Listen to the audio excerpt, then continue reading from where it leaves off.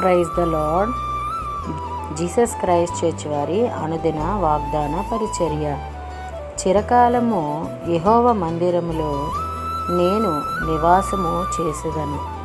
కీర్తనల గ్రంథము 23వ అధ్యాయము 6వ వచనము.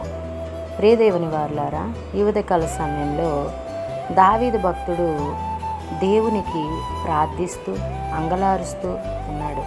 ఏమనంటే, యెహోవా నా కాపరి, నాకు లేమి కలగదు. ఆయన నన్ను కాపాడుతూ నన్ను నడిపిస్తూ ఉన్నాడు.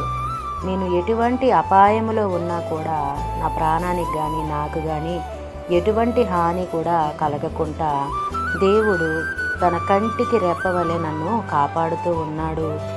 నాకు శత్రువుల ఎదుట కూడా నాకు ఎటువంటి హాని లేకుండా వారి ముందే నాకు భోజనాన్ని సిద్ధపరుస్తున్నాడు. ఎందుకు అంటే, నేను బ్రతుకు దినములన్నీ కూడా నా జీవితంలో కృపాక్షేమములే నా వెంట ఉంచుతానని దేవుడు నాకు వాగ్దానము చేశాడు. వాగ్దానము చేయగల దేవుడు నమ్మదగినవాడు. అందుకే నేను చిరకాలము యెహోవా మందిరములో నేను నివాసము చేసేదను, దేవుణ్ణి ఆరాధించదను, దేవుణ్ణి మహిమపరచదనని దావీదు భక్తుడు ఆయన స్తుతిస్తూ, ఆయన ఆరాధిస్తూ, ఆయన్ని మహిమపరుస్తూ ఉన్నాడు.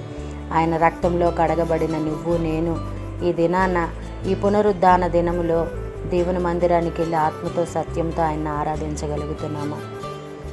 ఈ ఉదయకాల సమయంలో దేవుడు సూటిగా మాట్లాడుతూ ఉన్నాడు.